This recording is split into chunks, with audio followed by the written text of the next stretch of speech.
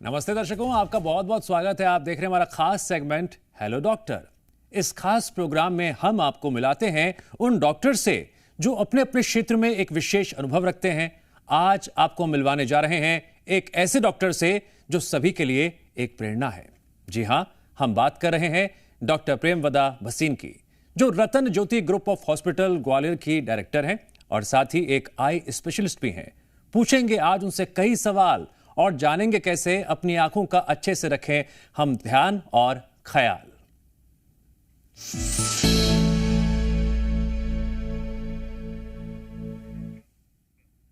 Doctor प्रेमवदा, सबसे पहले मैं आपका बहुत बहुत स्वागत करता हूं। हम उम्मीद करते हैं कि आपके माध्यम से दर्शकों को आज बहुत जरूरी और अहम जानकारियां मिलने जा रही हैं। सबसे पहला जो सवाल आपसे हम करने जा रहे हैं वो ये कि आज की लाइफस्टाइल के चलते डायबिटीज और हाइपरटेंशन की समस्या आ रही है, यह भली भांति जानती हैं, तो इससे आंखें कैसे प्रभावित होती हैं? डायबिटीज का इंसिडेंस हमारे भारतवर्ष में बहुत ज़्यादा बढ़ गया है। शहर ही नहीं, गांव में भी इसका इंसिडेंस आजकल बढ़ रहा है।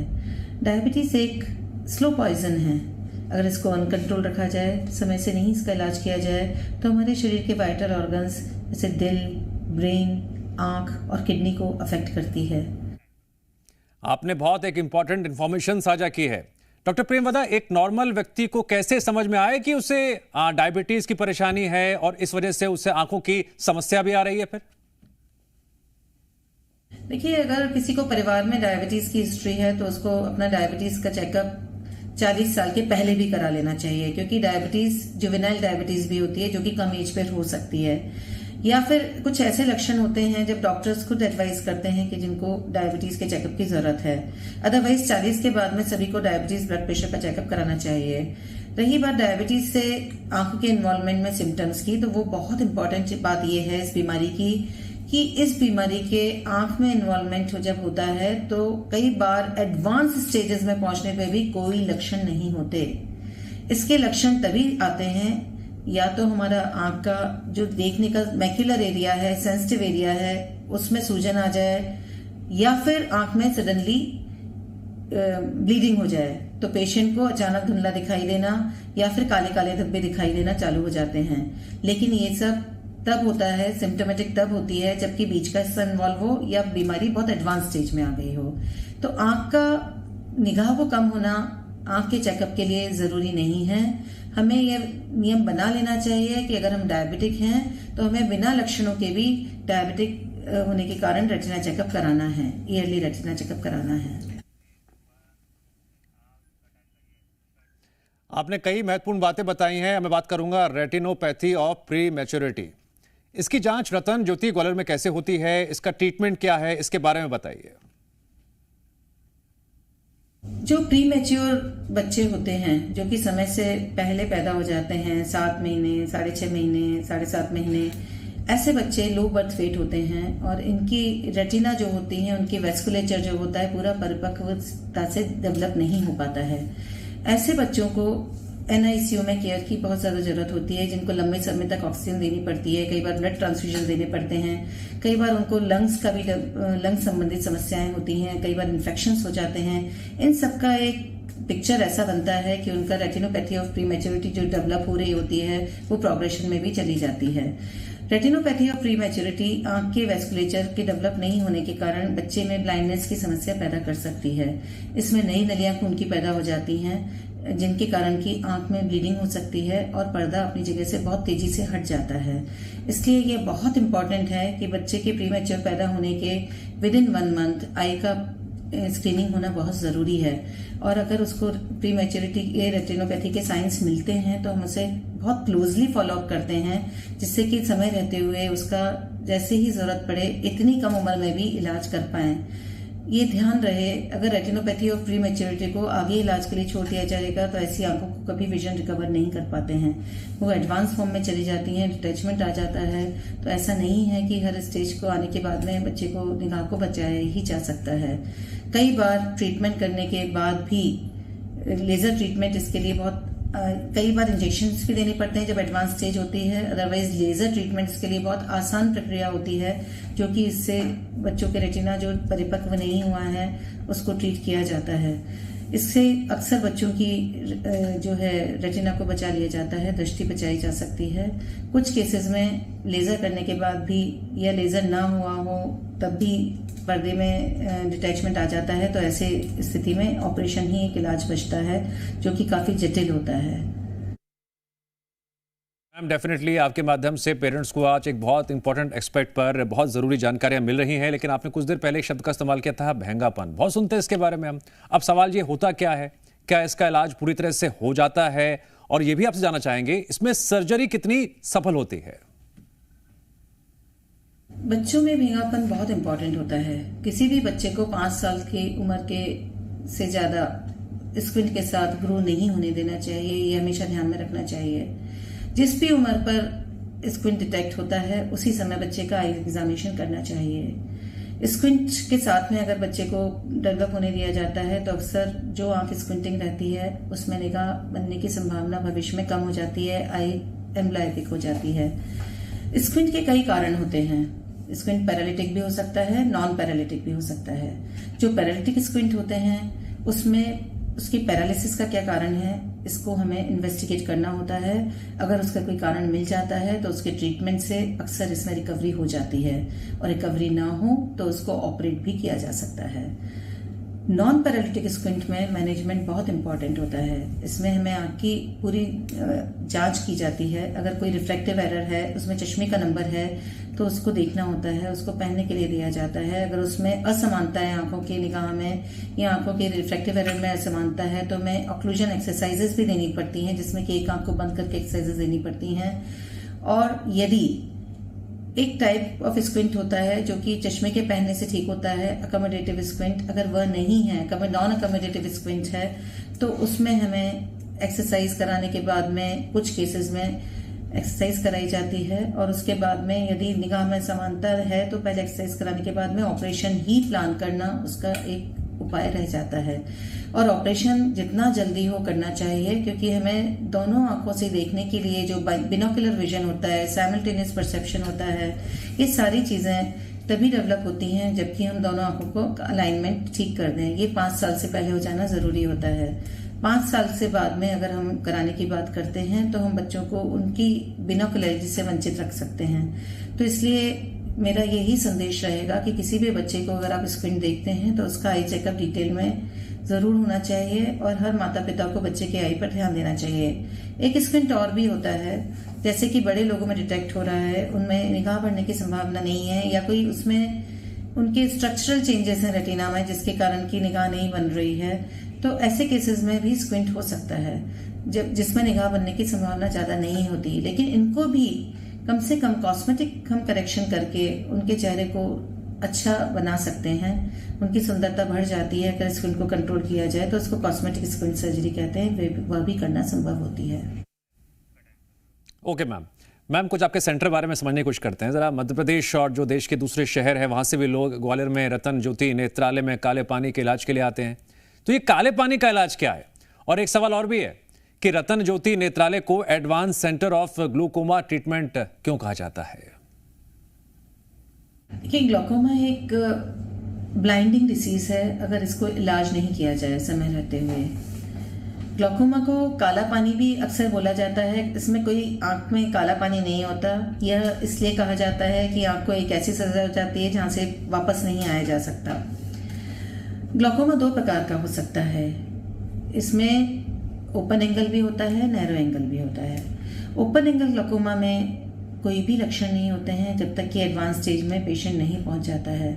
इसलिए यह बहुत इंपॉर्टेंट है कि जब भी किसी को अगर फैमिली हिस्ट्री ऑफ ग्लूकोमा होती है, कोई डायबिटिक है, कोई मायोपिक है, माइनस नंबर पहनता है, या फिर किसी को थायराइड की बीमारी है, या कोई स्टेरॉइड दवाएं इस्तेमाल कर रहा है किसी भी फॉर्म में, या तो सिस्टेमिक ले रहा है या फिर स्किन के लिए यूज़ कर रहा है या किसी अन्य कारण से यूज़ कर रहा है स्टेरॉइड दवाएं, तो ऐसे लोगों को अपना आई चेकअप जल्दी कराते रहना चाहिए।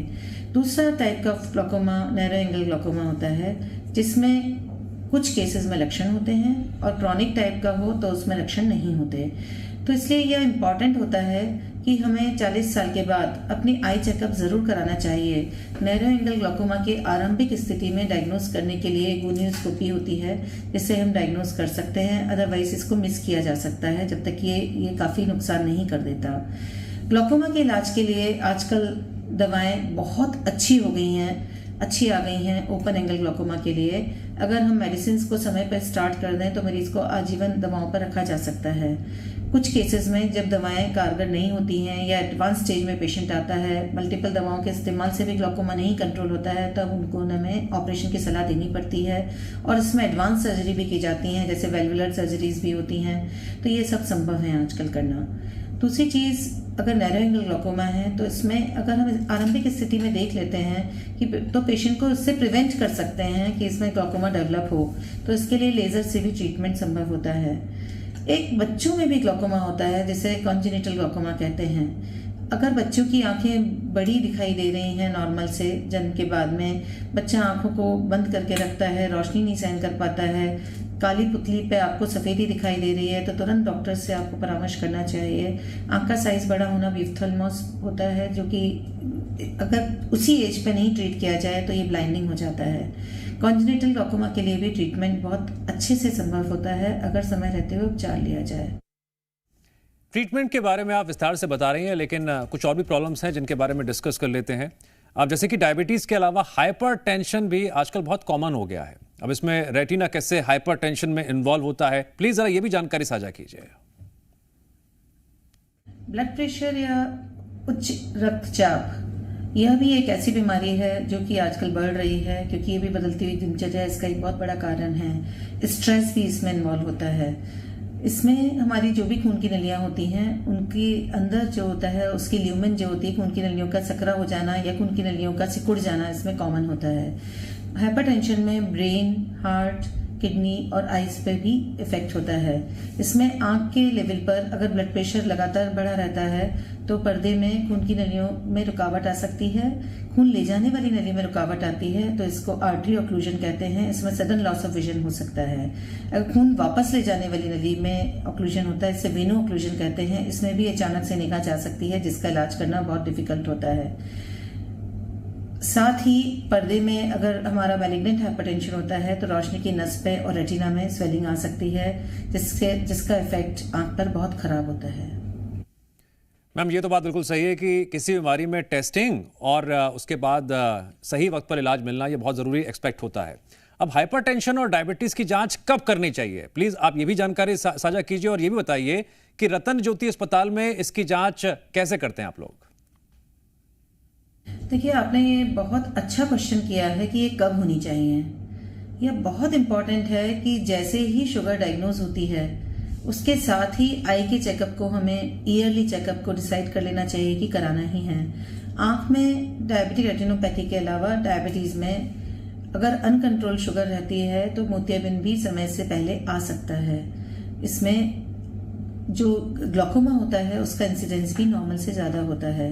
डायबिटिक रेटिनोपैथी के लिए हमें हर साल स्क्रीनिंग कराना, जब से डायबिटीज़ हमारे को डिटेक्ट होती है तब से कराने का हमें प्रण ले लेना चाहिए कि लाइफ लॉन्ग हमें इसका स्क्रीनिंग कराते रहना है। Same is with blood pressure. Blood pressure अगर कम उम्र में होता है तो उसके कारणों की जांच की जानी चाहिए। कई बार किडनी डिसीज होती है या अन्य कारण होते हैं जिनके कारण ब्लड प्रेशर हो रहा है, तो उसके कारणों का इलाज करना भी बहुत ज़रूरी है।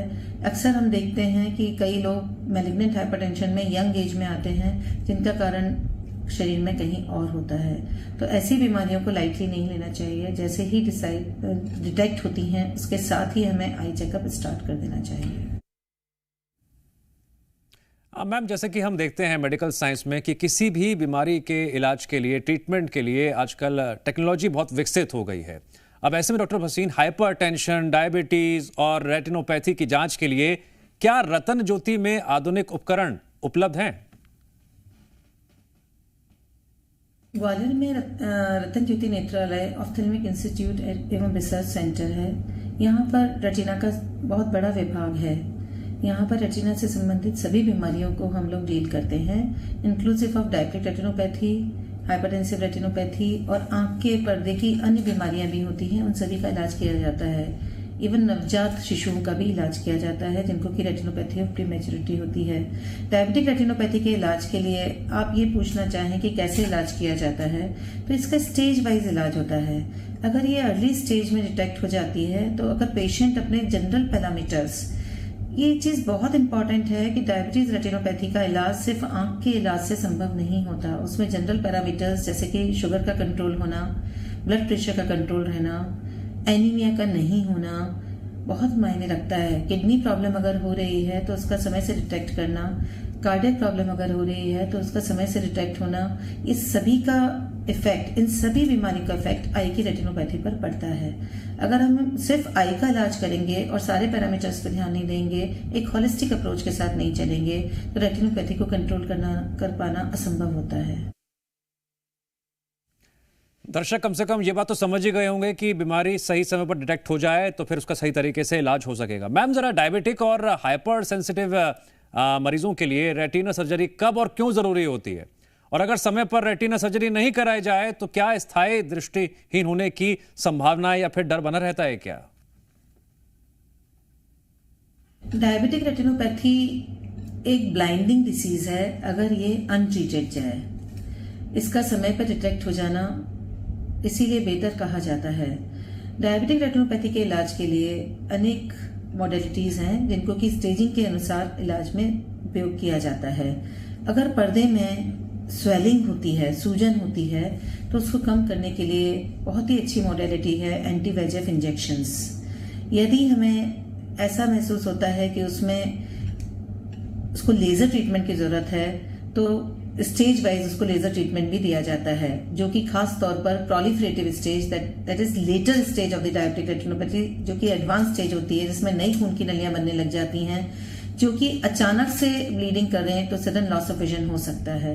तो ऐसे केसेस को हमें लेजर करने की जरूरत पड़ती है। ऑपरेशन की जरूरत तभी पड़ती है जबकि 2 स्टेजेस हों। एक स्टेज तो वो होती है जिसमें कि आंख में अचानक से ब्लीडिंग हो जाए, सडन लॉस ऑफ विजन हो जाता है, जिसमें कि पेशेंट को ब्लीडिंग के कारण देखना सडन बंद हो जाता है, तो विट्रेक्टमी करके हम उसमें रेटिनोपैथी का उपचार करते हैं, साथ में लेजर भी किया जाता है। दूसरी स्थिति वह होती है जबकि उसमें रेटिनल डिटैचमेंट हो जाए। जब रेटिनोपैथी एडवांस हो जाती है तो उसमें खून की नई नलियां बनने के साथ में नए टिश्यूज बन जाते हैं और ट्रैक्शनल रेटिनल डिटैचमेंट डेवलप हो जाता है। ऐसे में यदि उसका निगाह पर असर आता है तो हमें उसके लिए ऑपरेशन की जरूरत करना जरूरी हो जाती है। अब मैम, किसी भी पेशेंट को जब कोई समस्या आती है तो वो जहां अपना इलाज कराने जाता है काफ़ी R&D करता है। अब लगातार आपने संस्थान के बारे में बताया, तो प्लीज़ डॉक्टर प्रेमवदा, आप अपने प्रतिष्ठान रतन ज्योति नेत्रालय और चैरिटेबल फाउंडेशन के बारे में भी दर्शकों से जानकारी साझा कीजिए। रतन ज्योति चैरिटेबल फाउंडेशन की स्थापना का उद्देश्य ये है कि हम अपने समाज के एक गरीब दूर दराज स्थानों से आए हुए मरीजों का हम वही इलाज, गुणवत्तापूर्ण इलाज दे सकें। हमारा एम और मोटो ये है कि health care should be affordable by all and it should be quality care. गरीब लोग अक्सर अपने आप को नेग्लेक्ट करते हैं। उन लोगों को आँख की वही सब बीमारियां हो सकती हैं जो कि हम लोगों को होती हैं। उन लोगों को कॉर्नियल अल्सर्स बहुत ज़्यादा होते हैं। गांव में कॉर्नियल अल्सर्स के कारण ब्लाइंडनेस बहुत हो जाती है। कॉर्नियल ट्रांसप्लांट्स भी करने बहुत ज़रूरी होते हैं। लोगों को समझ नहीं आता है, समय रहते हुए आने से बहुत फ़र्क पड़ जाता है। तो हम लोग का कॉर्निया डिपार्टमेंट कॉर्नियल ट्रांसप्लांट्स भी कर रहा है। हम लोग आयुष्मान भारत में भी सारी सर्विसेज दे रहे हैं, जितनी की सर्विसेज रेटिना की सर्विसेज हैं, ऑर्बिट की सर्विसेज हैं, स्क्विंट की सर्विसेज हैं। हम छोटे बच्चों का इलाज भी काफ़ी फ्री में करते हैं और कैटरेक्ट को भी हम गुणवत्तापूर्ण बनाकर ऐसे मरीजों को सुचरलेस सर्जरीज करते हैं जिससे कि उनको बहुत जल्दी काम पर जाने पर आसानी होती है। मैम, आपने इलाज के बारे में बताया, ट्रीटमेंट के बारे में बताया, लेकिन हर इंसान का एक मिशन होता है। अगर हम आपकी बात करें डॉक्टर प्रेमवदा, तो आपका जो मिशन है मायोपिया मुक्त मध्य प्रदेश, जरा इसके बारे में कुछ बताएं। और आपसे ये भी हम जानना चाहेंगे कि छोटे बच्चों की आंखों के लिए कैसे हानिकारक होता है, नुकसानदायक होता है। आजकल बच्चों का रहन सहन बहुत बदल गया है। इसके लिए कुछ हद तक पेरेंट्स भी उत्तरदायी हैं, क्योंकि आजकल बच्चों का एक्सपोजर टू सनलाइट बहुत कम हो गया है और हमारा नियर गैजेट्स पर, जैसे कि मोबाइल्स हैं, कंप्यूटर्स हैं, इन पे हम लोगों का टाइम काफ़ी ज़्यादा स्पेंड हो रहा है। यह बहुत तेजी से बढ़ती हुई बीमारी है मायोपिया, जो आजकल हमारे यहाँ बढ़ रही है। इसको माइनस नंबर जो होता है बच्चों का काफ़ी तेजी से बढ़ रहा है। इसका मेन कारण है धूप में एक्टिविटी नहीं करना। जो स्पोर्ट्स में कमी आई है, बाहर एक्टिविटी कमी आई है, लोग फ्लैट्स में रहते हैं, पेरेंट्स के पास टाइम नहीं है कि बच्चों को बाहर खेलने के लिए करें। स्कूल्स में भी आजकल धूप में एक्टिविटीज़ कम हो गई हैं। तो मेरी रिक्वेस्ट है कि इस पर ध्यान दें, क्योंकि अगर हम धूप में एक्टिविटीज़ करते हैं तो हमारा मायोपिया तेज़ी से बढ़ने से रोका जा सकता है। आई ऑलवेज सजेस्ट कि हमें कम से कम 1 से 1.5 घंटा धूप में एक्टिविटी करनी चाहिए। Below 18 years it is must. Vitamin D कम नहीं होना चाहिए। विटामिन डी का कम होना भी इसका एक बहुत बड़ा कारण है। लगातार पास का काम करते रहने से मायोपिया में इंक्रीज होता है, और ये देखकर पेरेंट्स परेशान होते हैं कि हर साल बच्चे का नंबर बढ़ रहा है। तो आपको मायोपिया अगर कंट्रोल करना है, तो नियर साइटेडनेस को कम करना है, तो आपको पास की एक्टिविटीज़ को अकेले ध्यान नहीं देना है, सिर्फ पढ़ाने में ध्यान नहीं देना है। आपको बच्चे का होलिस्टिक डेवलपमेंट करना होगा, स्पोर्ट्स में उसको बाहर निकालना होगा। एंड आपको आजकल मायोपिया कंट्रोल के लिए स्पेशल ग्लासेस भी आ गए हैं। स्पेशल उसके लिए ग्लासेस हैं जिससे कि आँख की ग्रोथ को भी रोका जा सकता है। कुछ एक दवाएं भी ऐसी हैं जिनसे कि इस्तेमाल किया जाता है कुछ केसेस में, तो उनकी आँख की ग्रोथ को हम थोड़ा सा लिमिट कर सकते हैं। तो समय पर 16 साल से पहले ये सब चीज़ें कारगर होती हैं। तो इनिशियल स्टेज में बच्चों की जांच कराना बहुत इंपॉर्टेंट होता है। 5 साल की एज से पहले बच्चों का आई चेकअप ज़रूर होना चाहिए, जिससे कि अगर कोई बीमारी है तो उसका समय रहते पता चले। मायोपिया माइनस नंबर एज के साथ बढ़ता है up to the age of 18 to 20 years.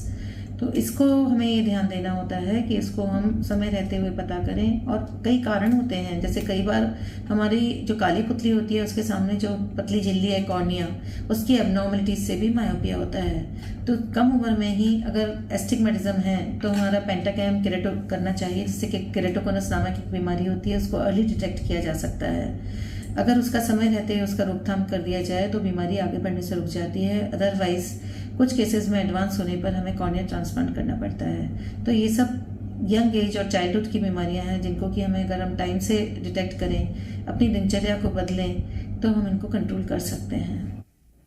Doctor प्रेमवदा Bhasin, आपका बहुत बहुत शुक्रिया। आपके माध्यम से पेरेंट्स को और साथ ही साथ बच्चों से जुड़ी जो बीमारियां हैं, आंखों से जुड़ी बीमारियां हैं, उसके बारे में विस्तार से जानने का मौका मिला।